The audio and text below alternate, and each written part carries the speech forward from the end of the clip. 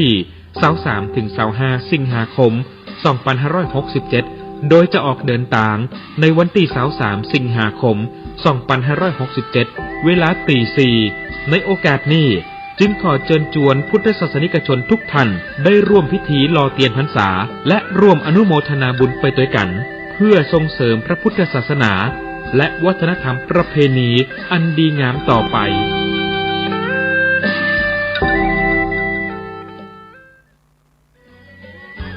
วัดทุ่งตาเกตอำเภอสันทรายจังหวัดเชียงใหม่อยากจะขอเล่าย้อนคืนประวัติ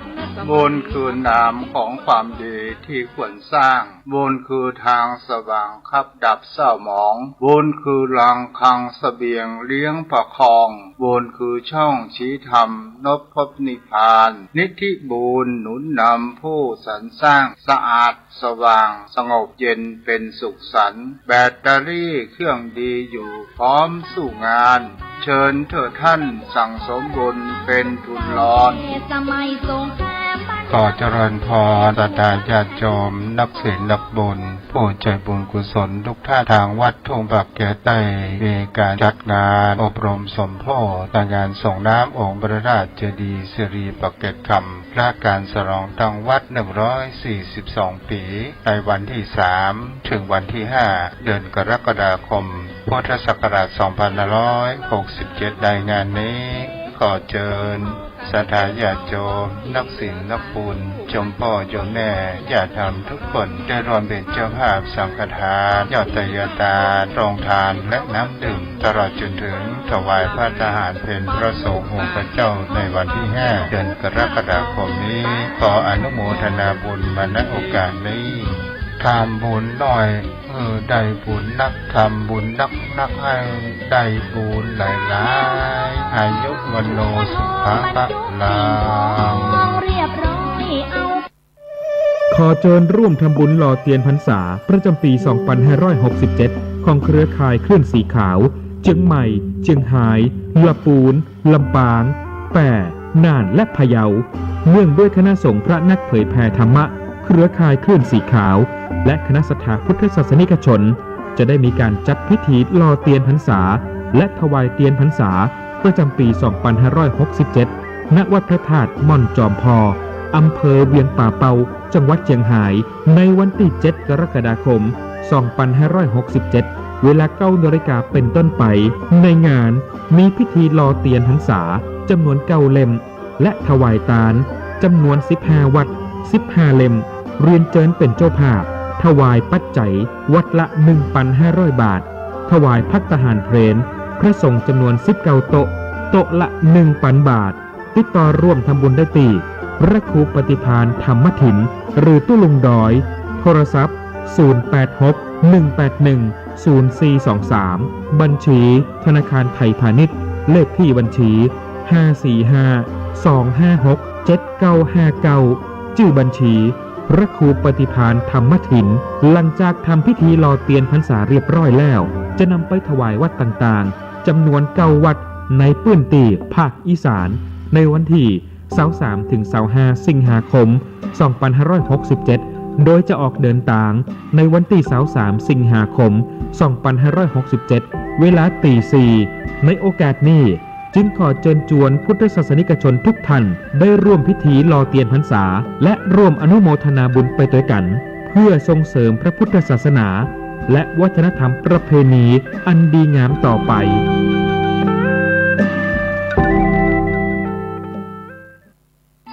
วัดบ้านเหล่าพระเจ้าตาเขียวตำบลบ้านเรือนอำเภอป่าซางจังหวัดในการนี้ทางวัดบ้านเหล่าพระเจ้าตาเขียวนำโดยผู้ช่วยศาสตราจารย์ด็อกเตอร์พระครูภาวนาโสภิตพระวิปัสสนาจารย์เจ้าอาวาสวัดบ้านเหล่าพระเจ้าตาเขียวมีดำริพร้อมกับคณะกรรมการและวัยาวัจกรและญาติโยมที่มาอุปถัมภ์มีความประสงค์จะหล่อองค์จำลองพระเจ้าตาเขียวขึ้นเพื่อเฉลิมพระเกียรติในงานมหามงคลดังกล่าวนี้โดยองค์จำลองของพระเจ้าตาเขียวมีขนาดความกว้างของหน้าตัก9 ฟุต 6 นิ้วซึ่งกำหนดจะเททองหล่อในวันที่18 กรกฎาคม 2567 เวลา 16 นาฬิกา 19 นาทีเรียนเชิญผู้ที่มีจิตศรัทธาร่วมทำบุญติดต่อสอบถามได้ที่เบอร์โทรศัพท์ 0969525159 วัดบ้านเหล่าพระเจ้าตาเขียวตำบลบ้านเรือนอำเภอป่าซางจังหวัดลำพูน อะระหังสัมมาสัมพุทโธภควาพุทธังภควันตังอภิวาเทมิกราบพระพุทธสวาขาโตภควตาธัมโมธัมมังนัมสสามิกราบพระธรรมสุปฏิปันโนภควโตสาวกสังโฆสังฆังนัมมามิกราบพระสงฆ์นะโมตัสสะภะคะวะโตอะระหะโตสัมมาสัมพุทธัสสะนะโมตัสสะภะคะวะโตอะระหะโตสัมมาสัมพุทธัสสะนะโมตัสสะภะคะวะโตอะระหะโตสัมมาสัมพุทธัสสะกัลยาณการีกัลยาณังปาปะการีจะปาปะกังที่วัดฝายหินตำบลสุเทพอำเภอเมืองจังหวัดเชียงใหม่ตมาตุเจ้าวัดหนองตองหางดงจังหวัดเชียงใหม่มาพบกับญาติกับโยมเป็นประจำทุกวันอังคารตั้งแต่เวลาเดี๋ยวนี้เป็นต้นไปก็1 ชั่วโมงโดยประมาณนะโยมนะที่จะได้นำเอาธรรมะนำเอาข้อคิดเหตุการณ์ต่างๆมาเล่าสู่กันฟังเพื่อว่าญาติโยมท่านผู้ฟังฟังแล้วก็จะได้ผลในการฟังนำปฏิบัติก็จะเกิดผลในทางดีพุทธศาสนสุภาษิตนี้บ่งอย่างชัดแจ้งชัดเจนว่าคนเราทั้งหลายนั้นให้เห็นกฎแห่งกรรมเพราะกฎแห่งกรรมนี้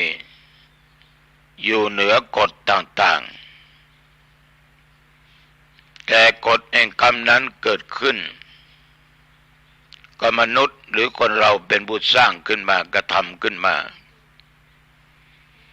เพราะเคยบอกตลอดเวลาว่ากรรมคือการกระทำกฎแห่งกรรมจะเกิดขึ้นได้เกิดจากการกระท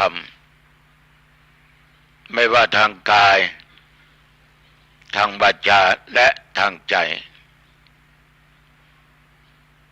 ถ้ากายเราทำกรรมดีก็ได้รับผลดีถ้ากายทำกรรมชั่วก็ได้รับผลชั่วคือความทุกข์ทั้งโลกนี้และโลกหน้าเหมือนญาติโยมทุกท่านทุกคนที่อยู่ในโลกนี้มีชีวิตอยู่นี้ได้สร้างกรรมได้ทางดีเป็นต้นว่าเรารักษาศีลเราปฏิบัติธรรมะตั้งอยู่ในหลักของศีลของธรรมทำอะไรแล้วไม่นำความเดือดร้อนความหายนะเกิดขึ้นแก่สังคมแก่บุคคลอื่นท่านทั้งหลายแม้แต่การค้าขายถ้าเราตั้งใจค้าขายอยู่ในทางสุจริตธรรมไม่ตกอยู่ในการทุจริตไม่ตกอยู่ในความโลภ ความโลภตกเมื่อไหร่มีกับใครเมื่อไหร่การค้าการขายการงานนั้นจะส่อไปถึงการทุจริตมีการคดโกงบ้างโลภเอาบ้างลักเอาบ้างชิงเอาบ้างญาติโยมบางครั้งก็สามารถฆ่ากันตายได้ถ้าตกอยู่ใต้อำนาจของความโลภแต่ถ้าเราไม่โลภเราไม่โกรธเราไม่หลงในสิ่งเหล่านั้นกิจการงานของเราที่ทำตั้งอยู่ในความสุจริตธรรมเราก็ได้รับผลดีมีคนอยากจะร่วมการร่วมงานร่วมลงทุนด้วยเพราะอะไรโยมเพราะเราสร้างแต่กรรมที่ดีทำดี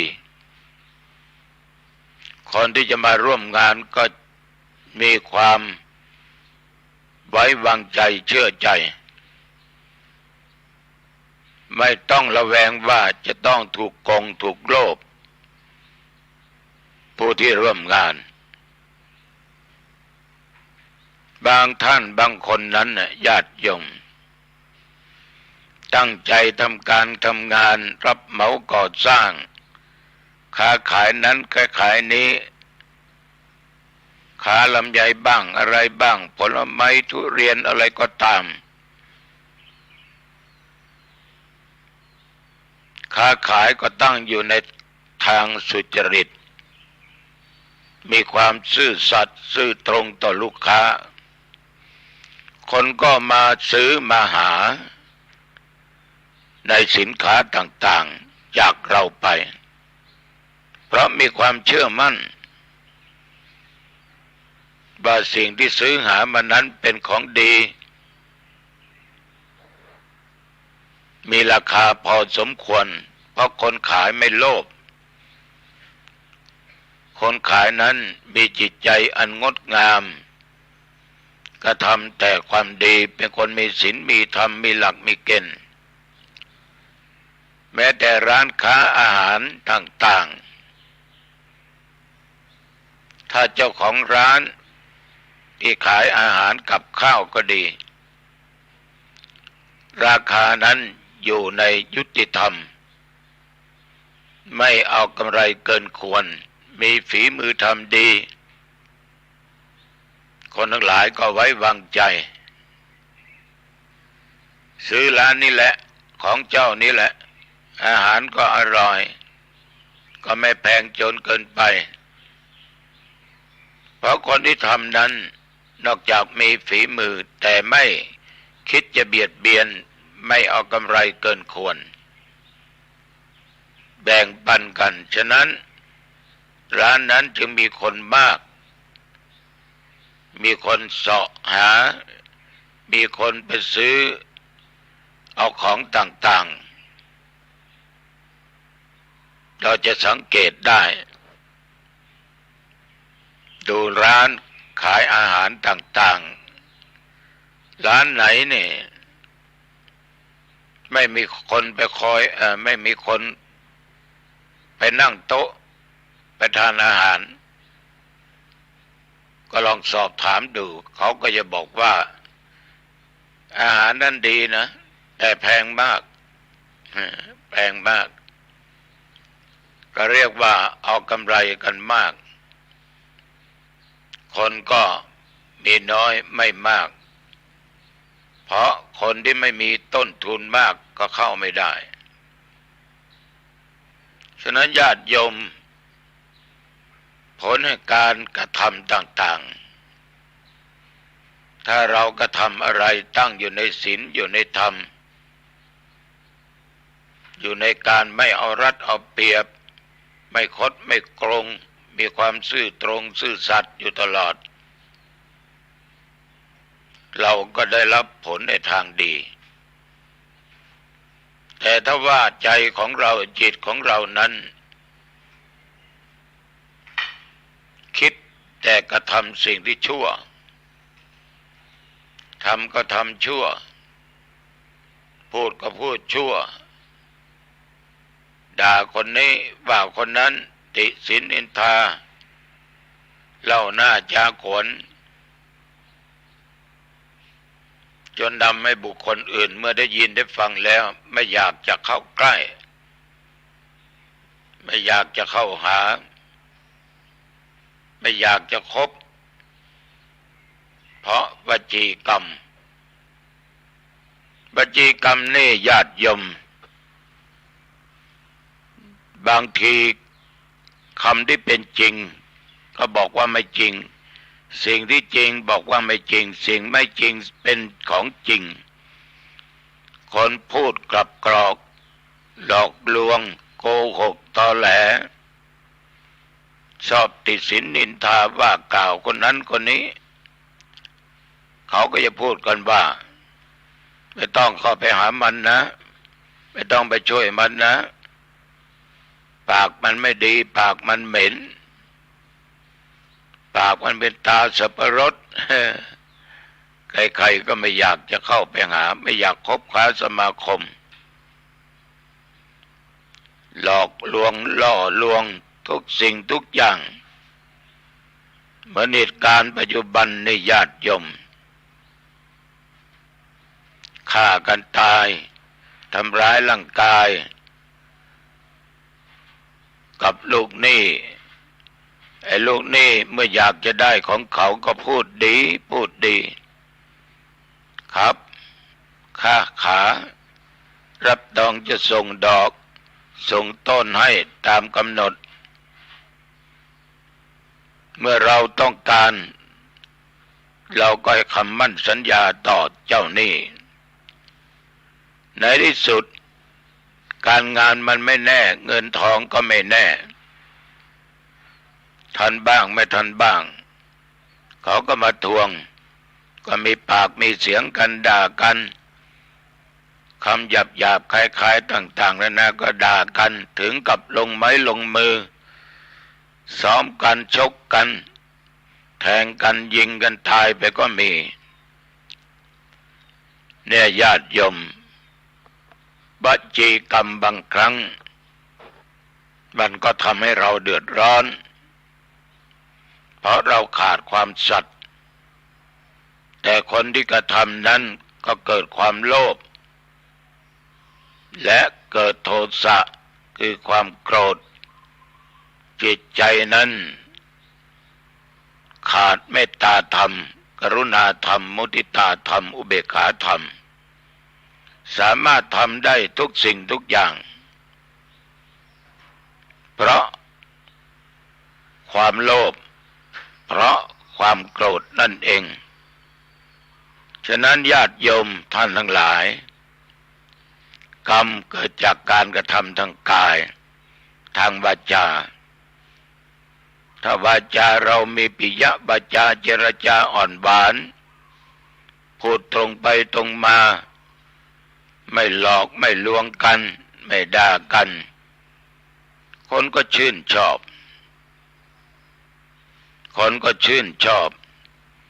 อยากจะพูดอยากจะคุยอยากจะคบค้าสมาคมเห็นคนบางคนนี่ขายของขายอาหารก็รสชาติก็พอดีแต่ว่าขายดิบขายดีเพราะว่าเจ้าของนั้นใช้วาจาเพราะเจรจาเพราะบางคนนั้นอาหารอร่อยแต่ปากเจ้าของที่ขายนั้นมันไม่เพราะคนก็ไม่ค่อยเข้าเล่าถึงสิ่งที่ประสบการณ์ญาติโยมฟังไปหลายครั้งมีครั้งหนึ่งได้รับนิมนต์ประเทศจังหวัดเชียงรายก็ไปแวะที่บ้านนางแลบ้านนางแลนี่ญาติโยมเขาขายสับปะรดอาตมาก็ให้คนขับรถ มาจอดที่หน้าร้านขายสับปะรดคนที่ขายนั้นน่ะอ้วนก็อ้วนดำก็ดำต่ำก็ต่ำจอดรถยกมือไหว้หลวงพ่อซื้อทุเรียนไหมคะหนูจะให้ราคาถูกค่าก็ถามว่าลูกละเท่าไหร่โยมถ้าคนอื่นก็จะขาย4 บาทในสมัยนั้นถ้าหลวงพ่อจะเอาหนูลดให้เอา3 บาทก็แล้วกันตั้งใจจะเอา5 ลูกเลยบอกว่าเอา10 ลูกโยม10 ลูกมันก็30 บาทข้าหลวงพ่อมืออ่อนมากยกมือไหว้พูดจาเพราะแสดงทางกายก็เรียบร้อยทางวาจาก็เพราะพริ้งสับปะรดคนจะหวาน เขาก็ให้10 ลูกตนมาก็เอาใบละ50 บาทให้แม่ค้าเขาก็จะทอนตังค์ให้ก็เลยบอกว่าโยมไม่เอาละไม่ต้องถอนนะให้แม่ค้าก็แล้วกันให้ขายดีนะมันยังได้ขายแพงกว่าที่กำหนดไว้เพราะเรายังแถมให้อีกเพราะคำพูดของเขากิริยาของเขาที่แสดงออกมาทางกายและทางวาจาฉะนั้นญาติโยมทุกท่านทุกคนกรรมต่างๆที่ออกไปทางกายทางวาจาถ้ามันดีก็ได้รับผลดีถ้ามันชั่วก็ได้รับผลชั่วบางคนนี่ใช้วาจาไม่เอาไหนเลยใครจะไปเข้าไปหานี่ฝากไว้บาปกรรมต่างๆนั้นมันเกิดขึ้นจากการกระทำจึงเป็นกฎแห่งกรรมคนทำดีย่อมได้ดีคนทำชั่วย่อมได้ชั่วแต่การทำดีในที่นี้นั้นก็คือคนที่ประกอบและประพฤติปฏิบัติตามศีลตามธรรมตามศรัทธาเมตตากรุณามุทิตาหิริโอตตัปปะเหล่านี้เป็นต้นคนมีศีลนี้ญาติโยมดูเป็นคนมีสง่าราศีมีผิวพรรณวรรณะดีเปล่งปลั่งยิ่งมีธรรมใบหน้าบอกถึงความอิ่มเอิบเพราะผลแห่งความดีถ้าเราจะพูดผลแห่งบุญที่เราได้สร้างในกรรมที่ดีเพราะเราเป็นคนมีศีลไม่ว่าจะศีล5ศีล8ศีล10 227 311 ข้อท่านทั้งหลายศีลนั้นถ้าเรารักษาก็เป็นการประพฤติในทางกายทางวาจาทางด้านจิตใจได้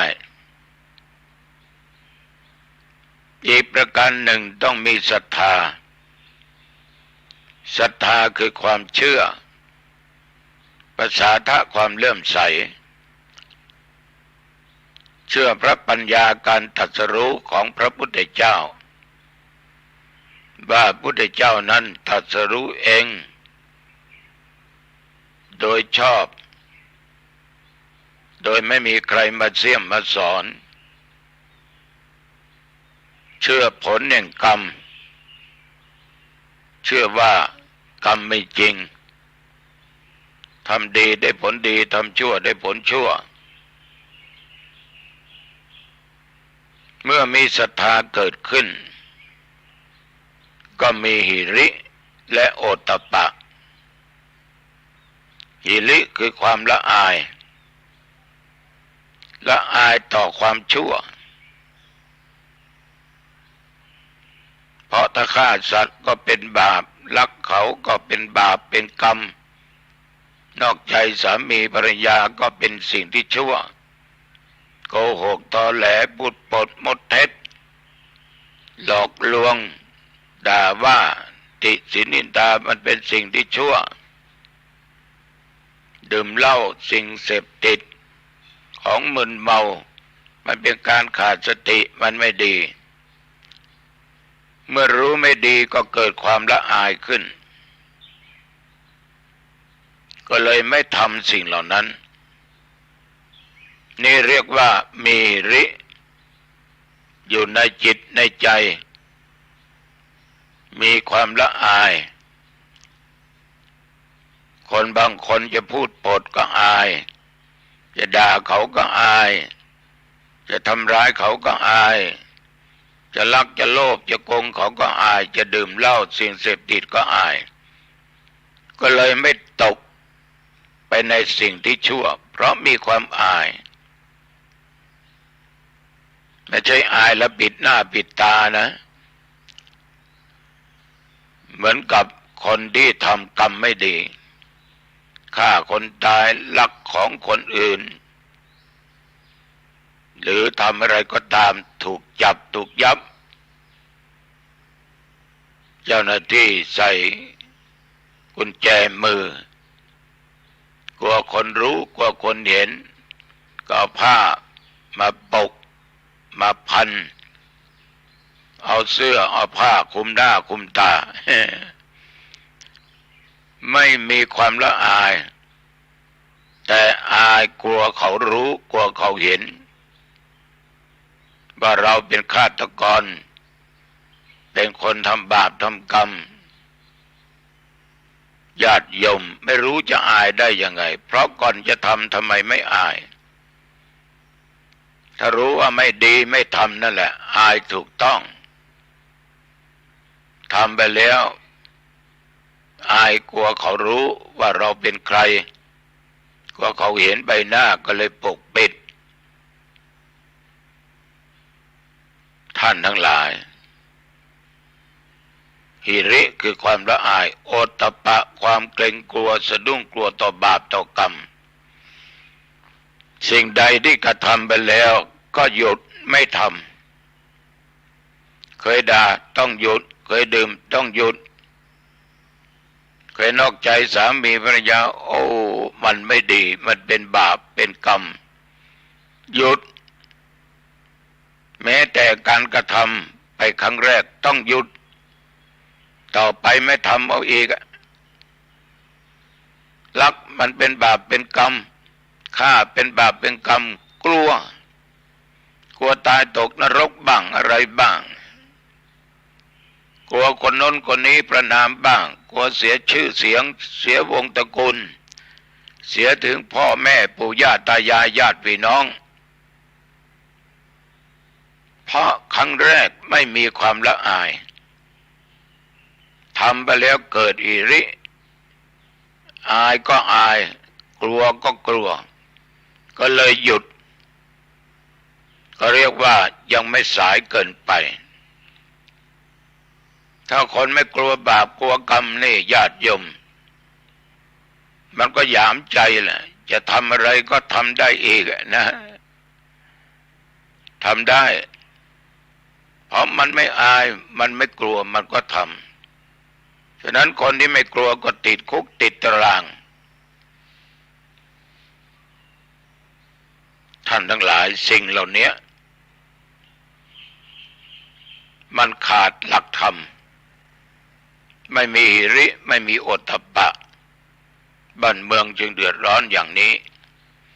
แต่ถ้าคนมีธรรมะมีศีลอยู่ในจิตในใจเนี่ยเหมือนโยมคนหนึ่งได้ฟังธรรมจากตัวเจ้าวัดหนองทองเวลาที่ฟังนั้น แกคิดจะฆ่าคนเพราะถูกหักหลังโกงต้องฆ่าให้มันตายโกงเราได้หักหลังเราได้บังเอิญตัวเจ้าหนองตองพูดธรรมะว่าการฆ่าคนเป็นบาปเป็นกรรมเขาตายแล้วทางก็ไม่ได้เราก็ติดคุกลูกเมียอยู่ทางบ้านก็เดือดร้อนมันได้อะไรขึ้นมาได้บาปได้กรรมไม่ได้อะไรเขาก็ตายเงินก็ไม่ได้เราก็ต้องมาติดคุกติดตารางอีกหลายปีลูกเมียก็ทุกข์ยากลำบากเสียชื่อเสียงเสียกิจการเสียทุกสิ่งทุกอย่างยมก็กลับใจไม่ฆ่าเพราะธรรมะเกิดความละอายขึ้นเกิดความกลัวขึ้นฉะนั้นญาติโยมธรรมะช่วยคุณได้ถ้าคุณฟังแล้วเก็บไปคิดพิจารณาตรึกตรองเอาสิ่งที่เป็นเนื้อหาสาระนำไปเป็นข้อวัดปฏิบัติก็ได้บุญได้กุศลคนที่มีความละอายกลัวต่อบาปก็จะเกิดเมตตาธรรมกรุณาธรรมมีความปรารถนาดีต่อทุกคนมีความรักต่อทุกคนไม่ว่ามนุษย์และสัตว์เดรัจฉานคนถ้ามีเมตตาแล้วมันจะอินดูสงสารมีกรุณาอยู่ในจิตในใจร่วมกับเมตตาคิดจะช่วยเหลือจุนเจือช่วยเหลือเห็นคนนั้นมีปัญหาตกทุกข์ได้ยากอดอยากไม่สบายบ้างแต่ตัวเองมีพร้อมก็คิดช่วยเหลือสงสารเขาคิดในทางที่ดีในทางที่เป็นบุญเป็นกุศลญาติโยมเพราะเหตุไรเพราะเขามีศีลมีริมีโอตตัปปะจึงมีเมตตาธรรมกรุณาธรรมฉะนั้นคนที่มีสิ่งเหล่านี้อยู่ในจิตในใจจักไม่ทำบาปจักไม่สร้างกรรมแต่ที่ว่าเมื่อกี้นี้นั้นไม่ได้หมายถึงลาภยศสรรเสริญเพราะสิ่งเหล่านี้ไม่ใช่ความดีเป็นเพียงของที่มนุษย์ของที่ทุกคนต้องการเท่านั้นไม่ใช่ความดีลาภยศสุขสรรเสริญมันเป็นเรื่องของชาวโลกโลกธรรมทุกคนมีความอยากได้น่นได้นี่อยากได้ยศ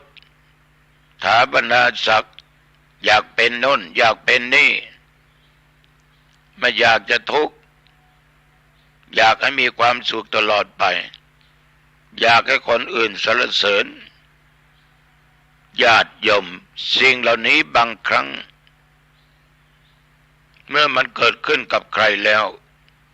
มันไม่เป็นความสุขที่แท้จริงยิ่งเคยได้ลาภและไม่ได้เคยได้ยศเลยตกอับเคยได้สุขเกิดทุกข์ไปที่ไหนเขาสรรเสริญกลับถูกเขานินทา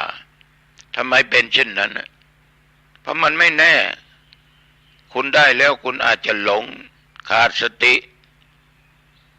ขาดหิริขาดโอตตัปปะคุณอาจจะทำกรรมอะไรก็ได้ที่ไม่มีหลงอยู่ในอำนาจหลงอยู่ในหน้าที่ก็นึกเสมอว่าตัวเองใหญ่แล้วโอ้อวดพองตัวท่านทั้งหลายสิ่งเหล่านี้มันเป็นความสุขที่ไม่แน่นอนเป็นเรื่องของคน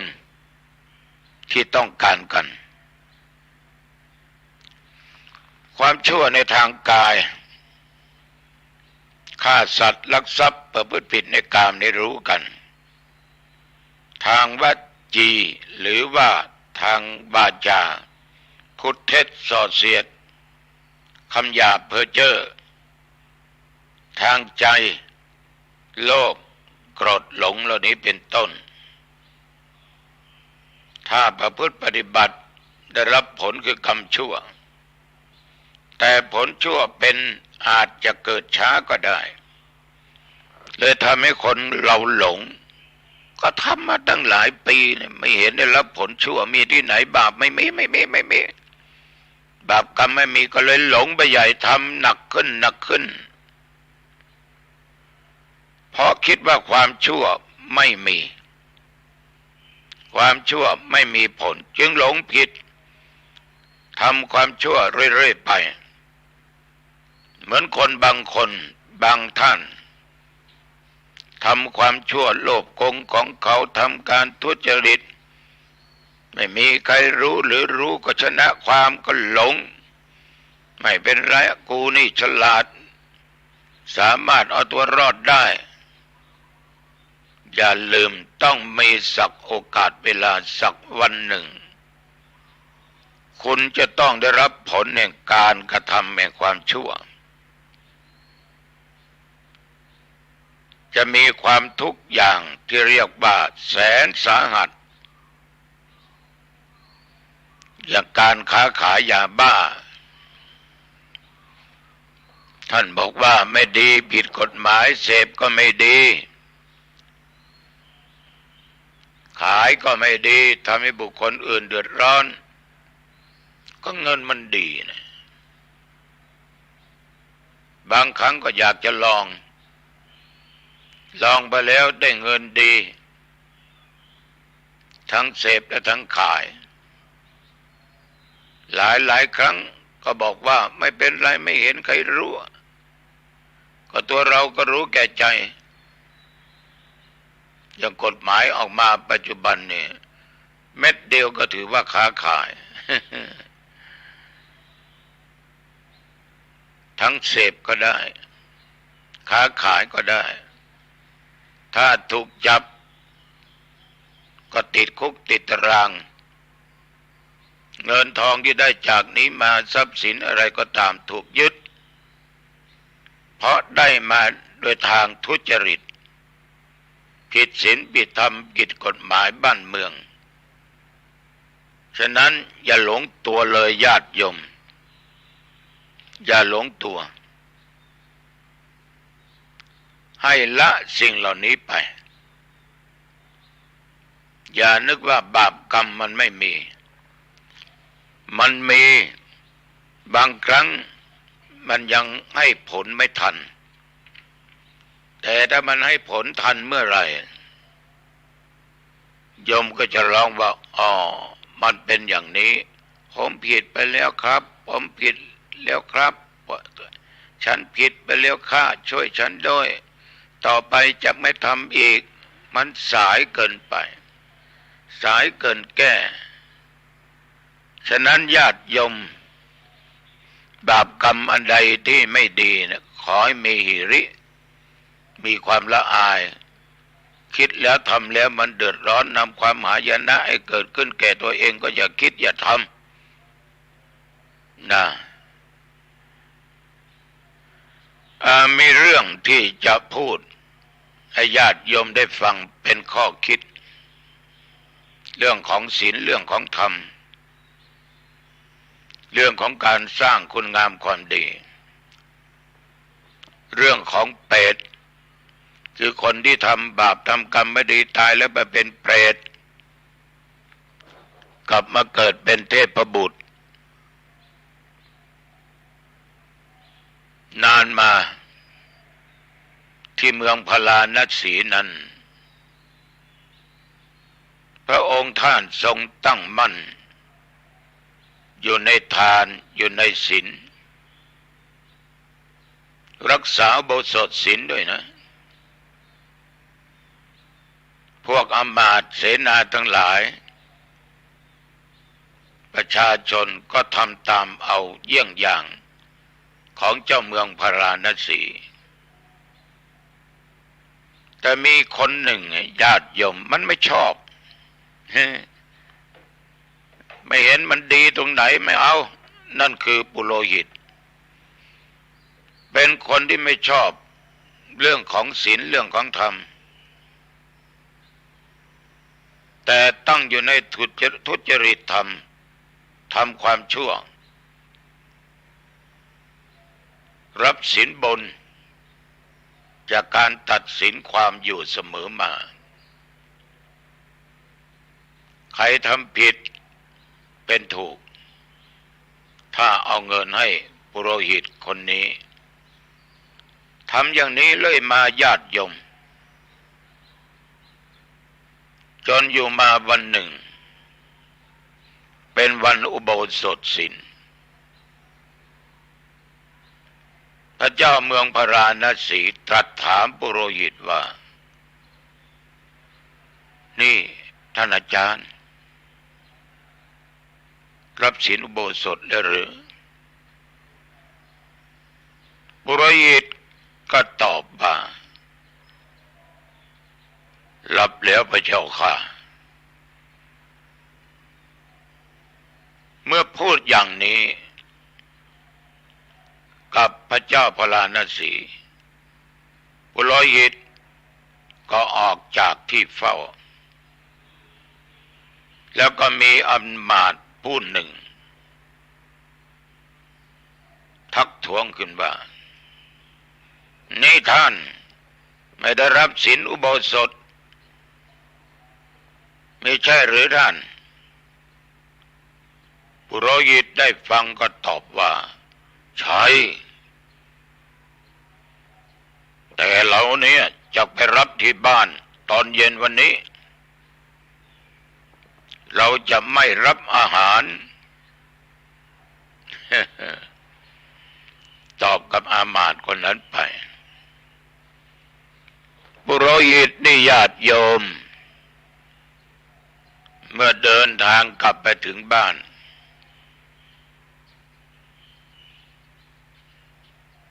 พอไม่ถึงพอไปถึงบ้าน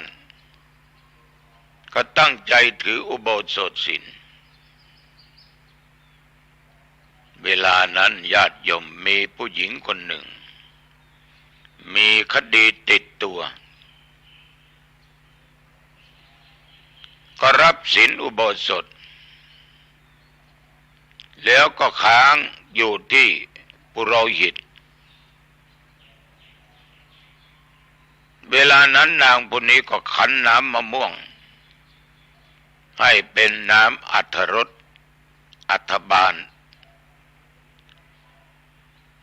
แต่ว่าปุโรหิตให้ทานแก่หญิงนั้น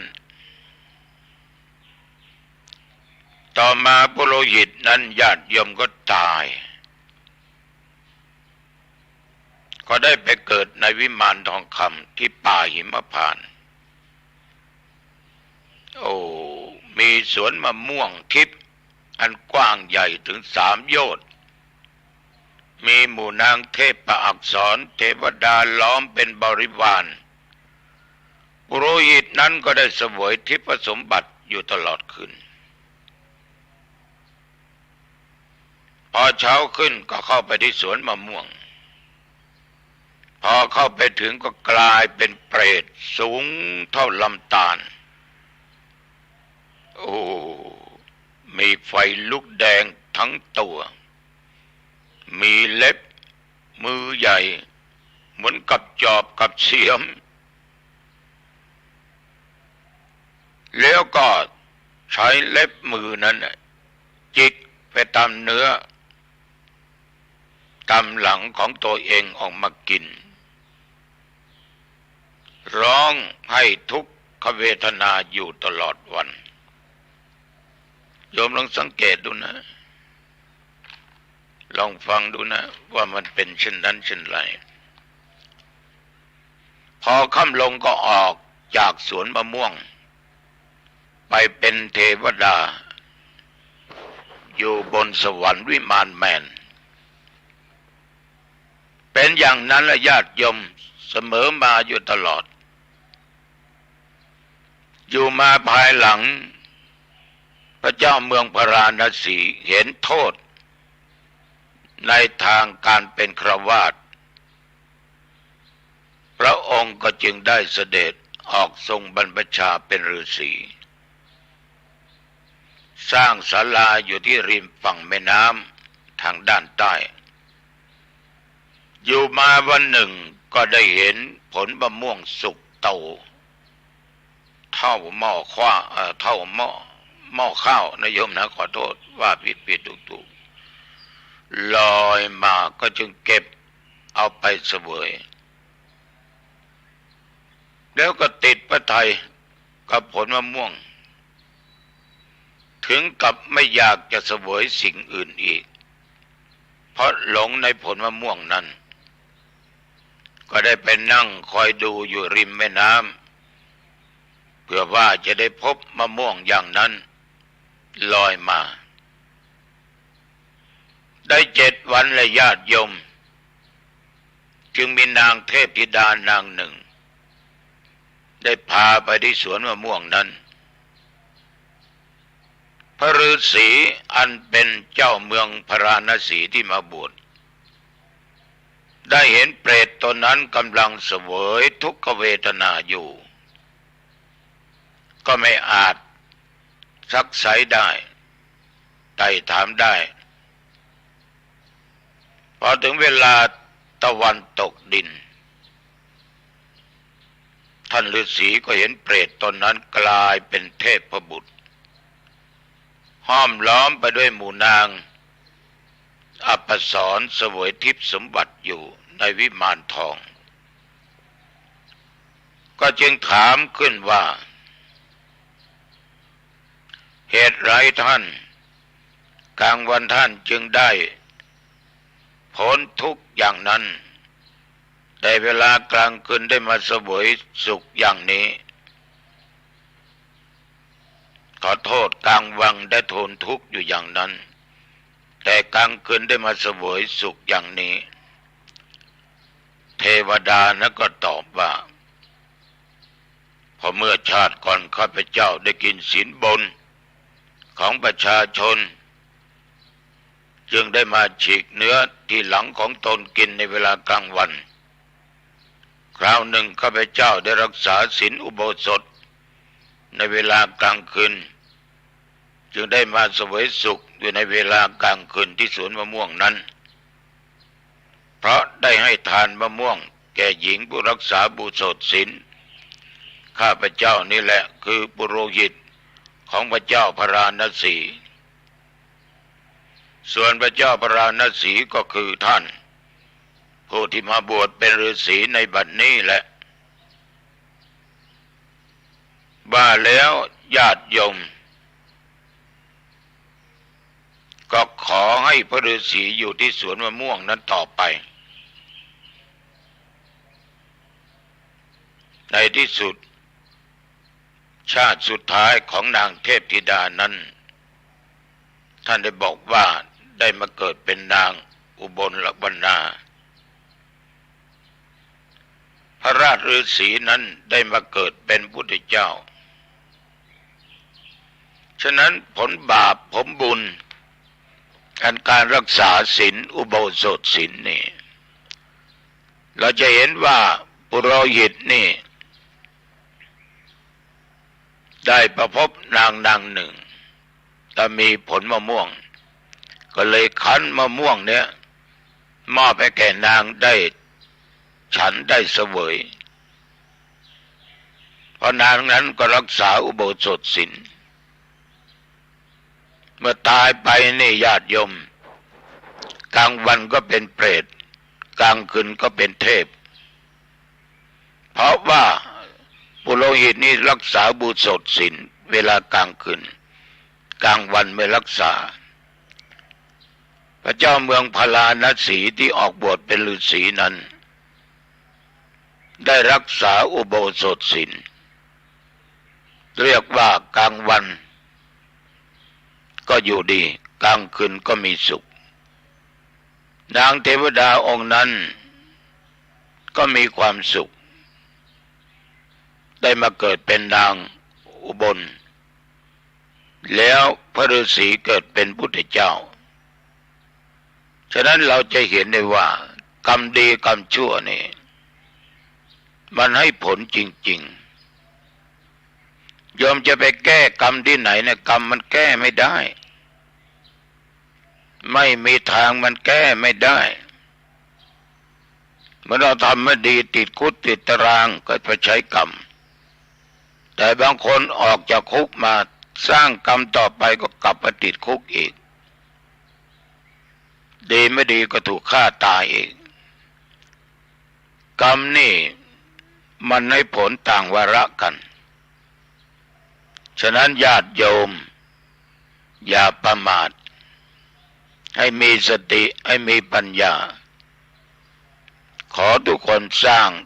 แต่กรรมดีผลดีและโยมก็จะประสบแต่ความสุขความเจริญเอาแล้วนะพูดมาก็นานพอสมควรเข้าบ้านปิดประตูบ้านให้เรียบร้อยขึ้นบนหอบนเรือนปิดประตูหน้าต่างให้เรียบร้อยเก็บของที่มีค่าไว้เป็นที่เป็นทางของไหนที่โยมจะใช้พรุ่งนี้เก็บไว้ทางที่เราผ่านตาจะได้มองเห็นเกิดมันลืมถ้าไม่ได้ทานข้าวอาหารว่างก็ทานเสียแล้วอาบน้ำอาบท่าชำระร่างกายให้หมดจดนุ่งห่มผ้าตามที่โยมชอบสีที่โยมชอบที่ไม่อึดอัดที่ไม่ขัดต่ออารมณ์เรียบร้อยแล้วโยมจะปะแป้งจะทำอะไรก็สุดแล้วแต่จะนั่งจะนอนสุดแล้วแต่ขอบิณฑบาตจากโยมกราบพระสงฆ์5 หนคือพระพุทธพระธรรมพระสงฆ์พระบิดามารดาครูบาอาจารย์อุปัชฌายะสวดมนต์นี่3 บทคือบทพุทธคุณธรรมคุณสังฆคุณเสร็จแล้วก็เจริญสมาธิภาวนาตามสมควรแก่เวลาไม่ต้องไปกำหนดนะโยมนะจบแล้วก็แผ่เมตตาแก่เจ้ากรรมนายเวรสรรพสัตว์ทั้งหลายเทพบุตรเทวดาเสื้อวัดเสื้อวาผีหอผีเงินผีปู่ผีย่าเจ้ากรรมนายเวรทั้งหลายญาติบรรพบุรุษทั้งหลายจะเป็นพ่อแม่ปู่ย่าตายายผู้มีพระคุณทุกคนที่จากเราไปแผ่เมตตาให้เพื่อนมนุษย์ด้วยอย่าได้มีเวรแก่กันและกันอย่าได้พยาบาทซึ่งกันและกันขอมีความสุขกายสุขใจยิ่งขึ้นไปทั้งชาตินี้ชาติหน้าแล้วอย่าลืมแผ่เมตตาแก่ตัวเองว่าข้าพเจ้าเกิดมาชาตินี้ก็ดีชาติหน้าก็ดีความอดความอยากจงอย่าได้เกิดมีแก่ข้าพเจ้าเกิดมาพบใดให้มีโภคทรัพย์สมบัติมีแก้วแหวนเงินทองมีโภชนะอาหารการกินอย่างที่เรียกว่าไม่ต้องอดเกิดมาชาติไหนชาติใดความทุกข์ยากอับจนอย่าได้มีขอข้าพเจ้ามีทรัพย์สมบัติมีแก้วแหวนเงินทองมีที่อยู่ที่อาศัยที่ดินมีทุกสิ่งทุกอย่างและขอได้พบชาติพระศิริยเมตไตรญาติโยมก็จะนอนหลับเป็นสุขไม่ฝันเห็นร้ายเพราะคุณแห่งพระพุทธพระธรรมพระสงฆ์คุณบิดามารดาอุปชาครูบาอาจารย์บุญศีลบุญธรรมปกป้องคุ้มครองโยมเตือนมาสดชื่นจิตใจเบิกบานอายุวันโนสุขังพลังพบกันใหม่โอกาสหน้าเจริญพร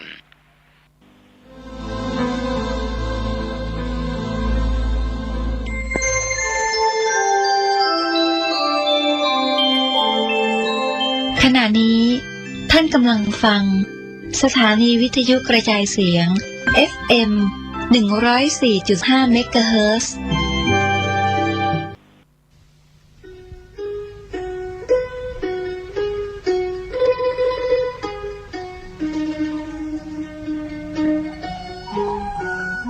ประวัติคัมภีร์อุปาตสันติทางเมืองเหนือเรียกว่ามหาสันติงหลวงเป็น ลว่าบทสวดเพื่อสงบเคราะห์กรรมสวดเพื่อสงบเหตุร้ายและสวดเพื่อสงบสิ่งที่กระทบกระเทือนคัมภีร์อุปาตสันติเป็นวรรณกรรมภาษาบาลีของล้านนาไทยแต่งโดยพระมหามังคละศีละวังสะพระเถระนักปราชญ์ของชาวเชียงใหม่รูปหนึ่งในสมัยของพระเจ้าสิริธรรมจักรวรรดิลกราชาธิราชหรือพระเจ้าติโลกราชรัชกาลที่11แห่งราชวงศ์มังรายซึ่งครองราชสมบัติตั้งแต่ปีพุทธศักราช 1985 ถึงพุทธศักราช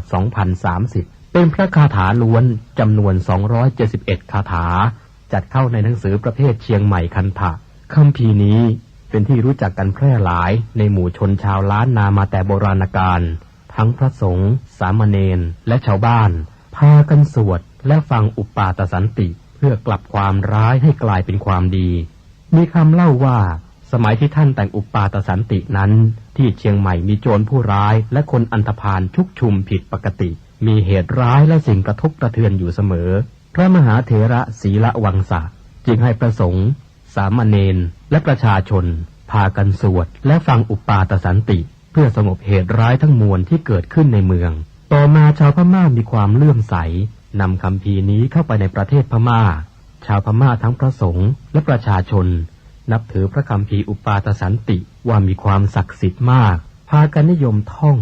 นิยมสวดและนิยมฟังกันอย่างกว้างขวางแพร่หลายไปทั่วประเทศพม่า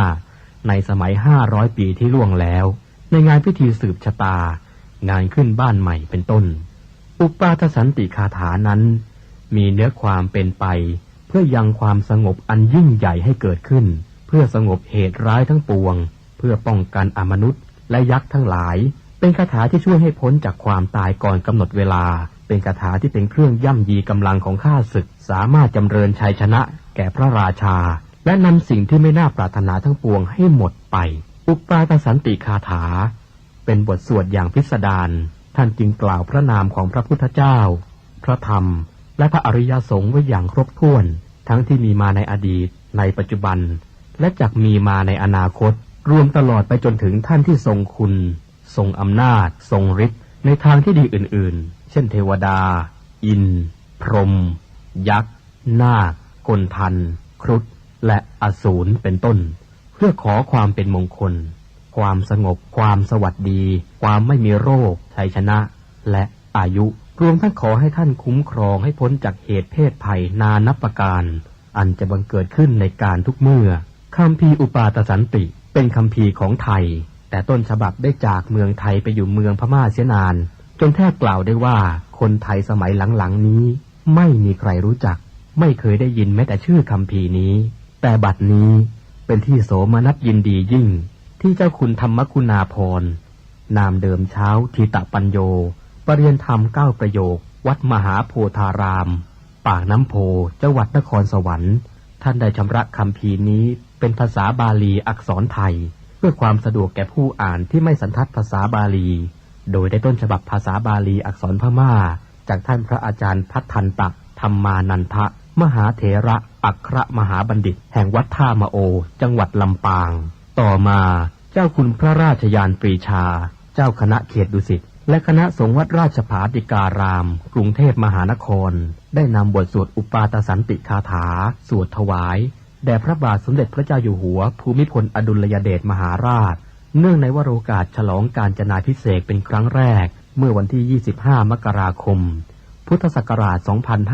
2539ซึ่งตรงกับวันกองทัพไทยณเสนาสนะป่าสิริวัฒนวิสุทธิ์อำเภอท่าตะโกจังหวัดนครสวรรค์จึงขอเชิญชวนพุทธศาสนิกชนคนไทยทุกท่านได้ร่วมกันสวดพระคาถานี้ถวายเป็นราชสักการะบูชาแด่พระบาทสมเด็จพระเจ้าอยู่หัวในวโรกาสอันเป็นมหามงคลครั้งนี้และเพื่อยังความสุขสงบอันยิ่งใหญ่ให้แก่แผ่นดินเพื่อความสงบระงับจากภัยพิบัติทั้งปวงและเพื่อความเป็นสิริมงคลแก่ตนเอง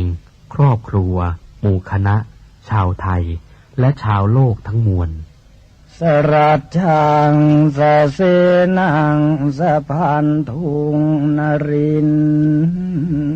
ทางปริตตานุภาโว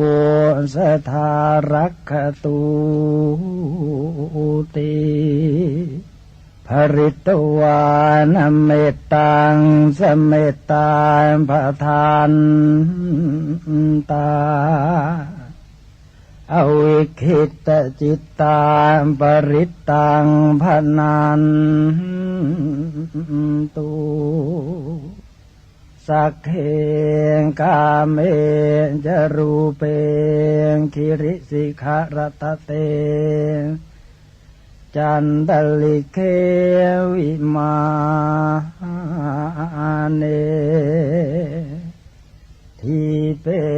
รัตเทจะคาเมตรุวนาคาเนเคหวัตุมให้เขตเตภูมิมาจายันตุเทวาชละทละวิสเมยัคขกันทัพพนาคาติทันตาสันติเกยังมุนิวรวจนังสานทโวเมสุนันตุธรรมัสสวนกาโลยัมปทันตาธรรมัสสวนกาโลยัมปทันตา